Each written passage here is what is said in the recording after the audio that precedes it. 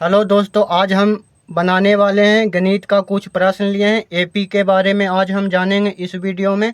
अगर आपको एपी या समांतर श्रेणी नहीं आता है बनाने के लिए तो आपको ये वीडियो बहुत आपके लिए परफेक्ट होगा और दूसरा का वीडियो देखने की कोई ज़रूरत नहीं पड़ेगा। और हम आपको इस वीडियो में बहुत अच्छा तरह से समझाए हैं और ये मैट्रिक में एक प्रश्न ज़रूर पूछता है। तो आइए हम इसको बनाते हैं, है ना। तो ये पहला प्रश्न लिए हैं और इसमें कह रहा है 2, 7, 12 कॉमा डॉट डॉट का 10वां पद ज्ञात कीजिए, ठीक है। और दूसरा प्रश्न भी लिए हैं 5, 6, 7 कॉमा डॉट डॉट का 25वां पद ज्ञात कीजिए, ठीक है। तो आपको ऐसे प्रश्न दे देगा। स्टार्टिंग में कम से कम 3 संख्या रहेगा, ठीक है। ऐसे स्टार्टिंग में 3 संख्या रहेगा और उसके बाद कॉमा डॉट डॉट रहेगा सभी प्रश्न में। उसके बाद कोई में कहेगा 10वां पद ज्ञात कीजिए, कोई में कहेगा 25वां पद ज्ञात कीजिए, कोई में कहेगा 100वां पद ज्ञात कीजिए, कोई में कहेगा 125वां पद ज्ञात कीजिए, ठीक है। इस तरह से आपको प्रश्न दे दिया रहेगा और हम आपको एक बताते हैं, दूसरा बनाना है, ठीक है। तो चलिए ये हम आपको बताते हैं और आपको दूसरा आपको बनाना है। तो इसको बनाने से पहले आपको एक फार्मूला आना चाहिए। क्या आना चाहिए? फार्मूला। वो फार्मूला है ए बराबर ए प्लस एन माइनस 1 और डी। ये फार्मूला है। एन बराबर ए प्लस एन माइनस 1 और डी होता है, ठीक है। तो इसमें ए है, एन है, डी है। तो ये क्या होता है ये हम जानेंगे, ठीक है। तो इसमें हम देखेंगे ए होता है, ए को हम प्रथम पद बोलते हैं। प्रथम पद को ए से दर्शाते हैं या तो फिर हम A1 से भी दर्शाते हैं। ए से या A1 से भी हम दर्शाते हैं, प्रथम पद को बोलते हैं, ठीक है। तो इसमें जो प्रथम पद होगा, आगे जो 2-3 संख्या दिया हुआ रहेगा ना, तो वो फर्स्ट वाला ही प्रथम पद होता है। क्या होता है? प्रथम पद होता है। फर्स्ट वाला ही संख्या प्रथम पद होता है, ठीक है। दूसरा वाला नहीं, प्रथम जो दिया हुआ रहेगा संख्या वही प्रथम पद होता है। उसको ए से दर्शाते हैं या A1 से दर्शाते हैं। अब इसमें है डी। तो डी को जानेंगे। डी को बोलते हैं सार्व अंतर। डी को बोलते हैं सार्व अंतर। तो डी का वैल्यू कैसे निकलेगा? तो देखिए, पिछली संख्या में से अगली संख्या को घटा देना।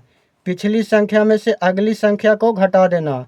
सार्व अंतर जब हम निकालेंगे तो 2 संख्या लेंगे, ठीक है। तो पिछली संख्या में से अगली संख्या को घटा देंगे, यानी 7 में से 2 घटा देंगे तो 5 आएगा। सभी में आपको ऐसे ही करना है। तो ये डी का वैल्यू निकल जाएगा। अब है एन। तो एन क्या होता है? जेमा पद आपको कहेगा निकालने के लिए। जैसे इसमें 10वां पद कह रहा है निकालने के लिए, तो ये 10वां पद होगा एन। अगर कहता 20वां पद ज्ञात कीजिए तो एन बराबर 20वां पद होता। अगर कहता 30वां पद ज्ञात कीजिए तो एन बराबर 30वां होता, ठीक है। और यहाँ पर पद के मतलब होता है संख्या।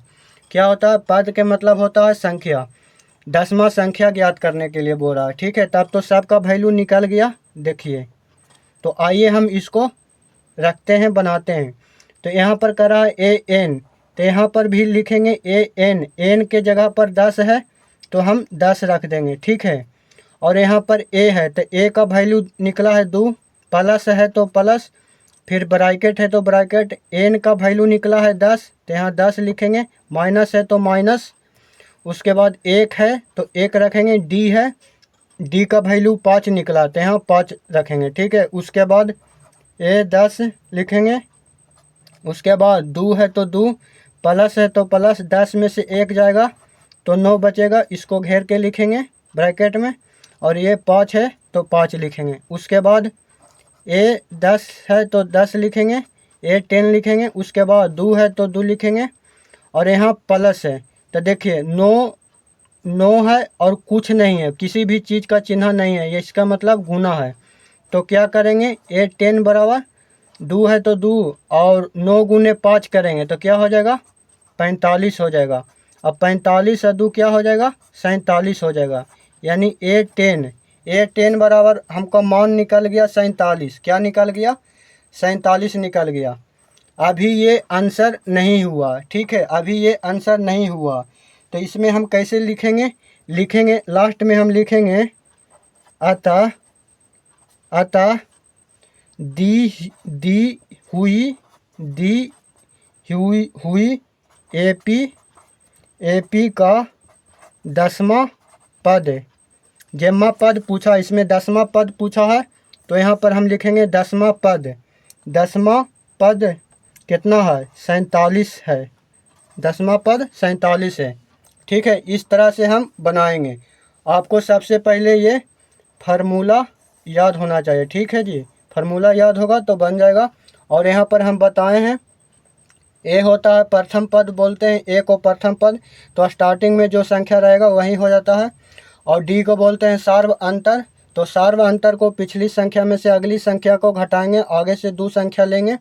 ठीक है, और पिछली संख्या में से अगली संख्या को घटा देंगे, तो जो आएगा वो डी हो जाएगा, यानी सर्व अंतर हो जाएगा। और एन का वैल्यू जो कहेगा निकालने के लिए, अगर 10वां पद का रहा तो एन का वैल्यू 10 हो जाएगा, अगर 20वां पद का था तो एन का वैल्यू 20 हो जाता। ठीक है, और यहाँ पर ये फार्मूला रख के आपको बना लेना। और यहाँ पर ए एन है, तो एन के जगह पर 10 रखेंगे, ए के जगह पर ए रहने देंगे। ठीक है, ए के जगह पर 2 नहीं लिखेंगे। ठीक है, ए के जगह पर 10 से रहेगा, सॉरी ए 10 लिखाएगा। ठीक है, ए एन ए सगरो रहेगा, एक कोई मतलब कि चेंज नहीं होगा ए का वैल्यू, ए जस के तस रहेगा।